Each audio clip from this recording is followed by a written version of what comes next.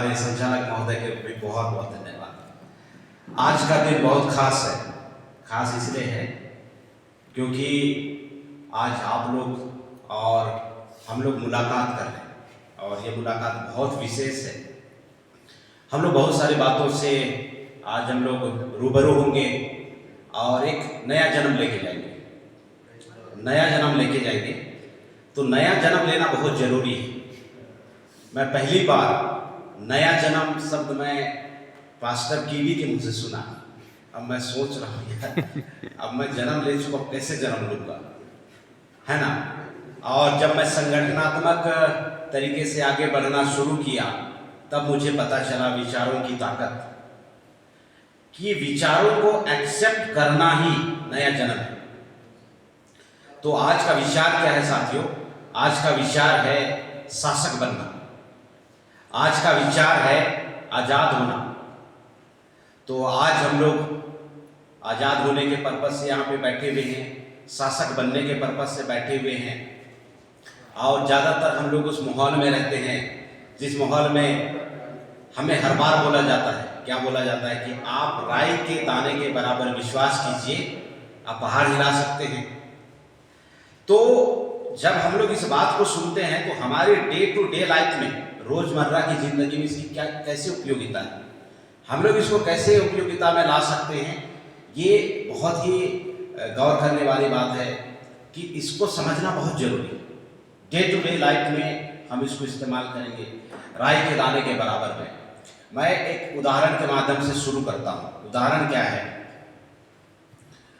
Wright brothers ने हवाई जहाज का आविष्कार किया और सुन के आप लोगों को हैरानी होगा कि जब राइट ब्रदर्स हवाई जहाज का आविष्कार कर रहे थे उस वक्त पूरे दुनिया के अंदर में, पूरे ब्रह्मांड में, पूरे विश्व में हवाई जहाज आविष्कार करने वाली एक भी स्कूल, विश्वविद्यालय, यूनिवर्सिटी मौजूद नहीं था। बहुत गंभीर बात बता रहा हूँ, नया जन्म की बात बता रहा हूँ। शुरुआत में बोला कि नया जन्म कैसे होता है, विचारों से नया जन्म होता है। तो जब राइट ब्रदर्स हवाई जहाज का आविष्कार कर रहे थे, निर्माण कर रहे थे, साथियों सुन के हैरानी हो रही आप लोगों को, उस वक्त में पूरे विश्व के अंदर में एक भी ऐसी यूनिवर्सिटी नहीं थी जो हवाई जहाज बनाने के ऊपर में आपको पढ़ाया जा सके। तो उन्होंने क्या किया? उन्होंने विश्वास की शक्ति का इस्तेमाल किया।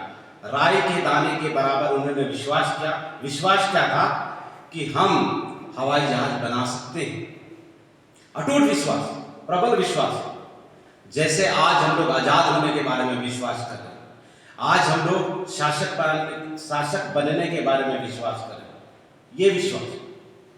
आज यहाँ पे बैठा हुआ हमारे समस्त बुद्धिजीवी साथी बहुत अच्छे, हाईली एजुकेटेड हैं। साथियों, मैं आप लोगों को चैलेंज करना चाहता हूँ इस मंच से, अगर मैं हवाई जहाज का 4-5 कंपोनेंट को अगर मैं खोल के निकाल दूं और रख दूं और आप समस्त बुद्धिजीवी साथियों को बोलूंगा कि इस कंपोनेंट को हवाई जहाज में फिट करना है, मैं पूरे डंके की चोट पे और दावे के साथ में बोल सकता हूं कि यहाँ पे बैठा हुआ एक भी बंदा प्रॉपर 5 जगहों पे उस कंपोनेंट को फिट ही नहीं कर पाएगा। हाईली एजुकेटेड, 2025 की बात बता रहा हूं। आज कौन सा तारीख है धर्मो साहब? आज 26 फरवरी है। आज 26 फरवरी 2025 की बात बता रहा हूं। और राइट ब्रदर्स ने विश्वास के दम पे उस वक्त हजारों तरह के मैकेनिकल कंपोनेंट और इलेक्ट्रॉनिक कंपोनेंट को उसने मिक्स किया और बनाया। तो विश्वास को हम लोग बहुत हल्के में लेते हैं। हम लोग सुनते जरूर है कि राई के दाने विश्वास कीजिए, है ना, आप पहाड़ हिला सकते हैं। पहाड़ हिला के क्या करोगे यार? उस विश्वास को शासक बनने में इस्तेमाल किया जाए, उस विश्वास को आजाद होने के लिए इस्तेमाल किया जाए। तो ये हमारे लोगों ने कई सालों से लगातार इस्तेमाल करके मानव कल्याणकारी उद्देश्यों में उन्होंने अपनी ताकत को झोंका है। तो आज इस वक्त में हमारे पास में एक बहुत बड़ी चुनौती है और चुनौती के साथ में बहुत बड़ा अवसर भी है। तो साथियों, इतना महत्वपूर्ण बात है और हर बार हमारे समस्त साथियों से मैं पुरजोर अपील करता हूँ कि आप हमेशा हमेशा जब भी भारत मुक्ति मोर्चा का, बामसेफ का और भी अन्य हमारे संगठनों का जब यहाँ पे बैठक होगा तो जरूर आइए। बहुत बार लगता है हमको कि जाने के बाद में क्या होगा, अरे वही बात तो सुनाया जाएगा जो हर बार सुनाते हैं। तो साथियों, मैं आप लोगों को बताता हूँ, एक नज़र होता है, एक नज़रिया होता है। तो बहुत सारे लोग बोलते हैं कि इस दुनिया में बहुत समस्या है, बहुत परेशानी है, मैं तो अभी मरने टाइप का लग रहा है, ऐसा बहुत सारा बात आप सुनते हैं। तो इस संदर्भ में आप लोगों का मैं थोड़ा सा दिमाग को फ्रेश करना चाहता हूँ। दुनिया वैसा नहीं होती है जैसा आपको दिखती है। दुनिया कैसे होती है? दुनिया वैसी होती है जैसा आप सोचते हैं। नजरिया बहुत महत्वपूर्ण है। एक उदाहरण है साथियों, टाटा कंपनी अपने जूता को बेचने के लिए, नहीं, बाटा कंपनी अपनी जूता को बेचने के लिए उन्होंने 2 एग्जीक्यूटिव हायर किया। बाटा कंपनी अपना जूता को बेचने के लिए, और एक एग्जीक्यूटिव को उन्होंने अफ्रीका भेजा वहां पे पता करने के लिए कि हमारा जो बाटा का जूता है कितना बिकेगा। तो प्रथम जो एग्जीक्यूटिव है वो गए साउथ अफ्रीका और वहां पे देख रहा है कि अरे बाप रे, यहाँ पे तो कोई जूता ही नहीं पहनता, हमारे बाटा कंपनी का जूता को कौन खरीदेगा। वो ऐसा देख रहा है, उसका नजरिया इस तरह का था। और वो अपने बॉस को रिपोर्टिंग करता है, सर ये जो साउथ अफ्रीका है पूरा पनौती देश है। तो पूछता है क्यों? अरे यहाँ पे पूरे नंगे पांव घूमते हैं, जूता पहनना क्या होता है, चप्पल पहनना क्या होता है पता ही नहीं। अगर हम लोग यहाँ पे इन्वेस्टमेंट करें, यहाँ पे हम लोग अगर अपनी शोरूम को खोलें तो हमारे जूता को खरीदने वाला कोई नहीं, हमारा कंपनी घाटे में चला जाएगा, हम लोग बर्बाद हो जाएंगे। वो ऐसा रिपोर्टिंग करता है और उसके रिपोर्टिंग को उसका जो बॉस है वो यकीन मान लेता है कि चलो सही बात है, सही बोल रहा है, क्योंकि अनुभवी जो एग्जीक्यूटिव है वो गया, फिर उस टाइप का रिपोर्टिंग कर रहा है। कुछ समय बीता और एग्जीक्यूटिव की भर्ती उन्होंने किया और उनकी जिम्मेदारी लगाया कि साउथ अफ्रीका में हमारा जो बाटा का जो जूता है उसका विस्तार करना है, आप सर्वे करके आइए। और वो वहाँ जाता है और साउथ अफ्रीका में वही चीज़ देखता है जो पहला एग्जीक्यूटिव जो था वो देखा था, वही वो देखता है कि वहाँ के लोग जूते नहीं पहनते, नंगे पांव घूमते हैं, बहुत बदहाली है।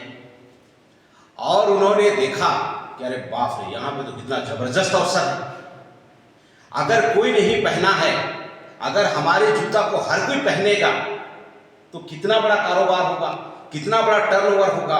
वो अपने बॉस को तत्काल मैसेजिंग करता है और बोलता है कि यहाँ पे हमें व्यापार करने की प्रचुर संभावना है और हमारा जूता बहुत बिकेगा और हम लोग $1 ट्रिलियन यहाँ से बनाएंगे पैसे। साथियों, परिस्थितियां सेम था।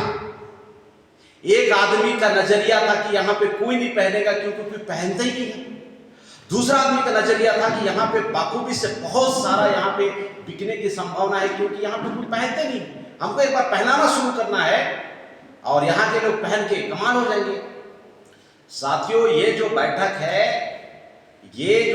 है साथियों, ये जिंदगी बदलने वाली बैठक है।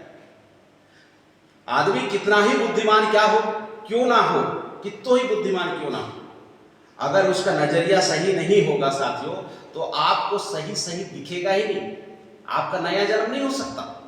आपको हमेशा यहाँ पे वही बदहाली दिखने वाला है। आज हमें अवसर दिख रहा है। अवसर क्यों दिख रहा है?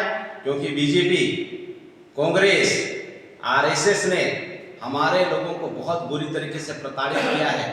मैं बार बार बताता हूं कि जो समस्या का निर्माण करता है वो समाधान का निर्माण नहीं करता है। यानी कि जो कुमनी को खेत में छेकता है वही मालिक रात में जाके चुराता नहीं है। चुराना वाला पार्टी अलग होता है, समाधान करने वाला पार्टी अलग होता है। बीजेपी, कांग्रेस, आरएसएस मूल निवासियों के लिए, एसटी, एससी, ओबीसी के जिंदगी में समस्या पैदा कर रहा है। समाधान पैदा करने वाला आप लोग हैं, भारत मुक्ति मोर्चा है, बामसेफ है। अवसर है कि नहीं है? प्रचुर मात्रा में अवसर।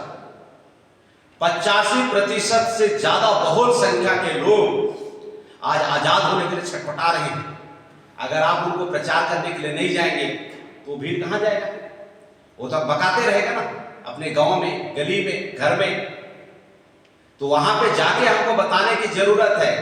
राई के दाने के बराबर अगर विश्वास हो साथियों, तो आप लोग शासक बन सकते हैं और इस गुलामी से बाहर आजाद हो सकते हैं। कितना महत्वपूर्ण बात है। और जीतता कौन है? जीतता वही है साथियों जो मैदान ही नहीं छोड़ता है। आप लोगों को जीत का डेफिनेशन पता नहीं होगा, मैं आप लोगों को जानकारी दे दूंगा। आप लोगों को लगता होगा कि जो बहुत अच्छा प्लेयर होगा वो जीतता है। गलत बात है। बहुत अच्छा प्लेयर कभी नहीं जीतता है। जीतता वो है जो मैदान ही नहीं छोड़ता है। अभी हमारे साथी साहब बता रहे थे कि वीडीसी का इलेक्शन लड़े और हार गए। साथियों मैं 5 बार हारा और मुस्कुरा रहा हूं। 5 बार हारने के बाद में 5 चुनाव हारने का मेरे पास में तजुर्बा है। इस 5 चुनाव के अनुभव को मैंने जो हारने से इधर तकलीफ होती है कुछ बातों के लिए, मैं उस अनुभव को कंपाउंड कर रहा हूं, इकट्ठा कर रहा हूं। और 2028 का छत्तीसगढ़ के विधानसभा में साथियों मैं अपने अनुभव, हमारे संगठन के अनुभवी साथियों के द्वारा और हमारे जो केंद्रीय नेतृत्व के अनुभव के आधार पे हम लोग 2028 में 90 विधानसभा के ऊपर छत्तीसगढ़ में हम लोग इलेक्शन लड़वाएंगे। और